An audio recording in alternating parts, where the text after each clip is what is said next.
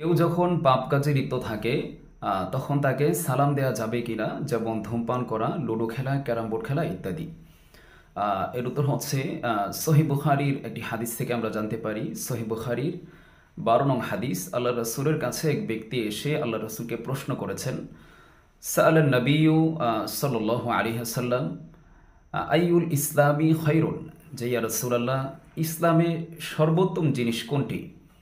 তো আল্লাহ রসুল তাকে জবাব দিয়েছেন, তো আইমুত আম, তুমি মানুষকে খাবার খাওয়াও, ওয়াতা করা উসালাম আলা মান আরফতা ওয়ামান লাম তারিফ, এবং তোমার চেনা অচেনা সবাইকে তুমি সালাম দাও। তো আল্লাহ রসুলের এই হাদিস থেকে আমরা জানতে পারলাম চেনা অচেনা সবাইকে আমাদের সালাম দিতে হবে।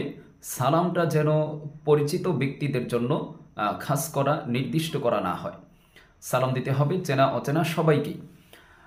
আর যে প্রশ্ন করা হয়েছে যে পাপ কাজে লিপ্ত থাকা ব্যক্তিদেরকে সালাম দেওয়া যাবে কি না, উদাহরণস্বরূপ বলা হয়েছে ধূমপান করা, লুডো খেলা, ক্যারাম বোর্ড খেলা। তো এই ধরনের ব্যক্তিদেরকে সালাম দেওয়ার ব্যাপারে কোনো নিষেধাজ্ঞা করা হয়নি। সুতরাং এই ধরনের ব্যক্তিদেরকে সালাম দেওয়া যাবে, কোনো সমস্যা নেই।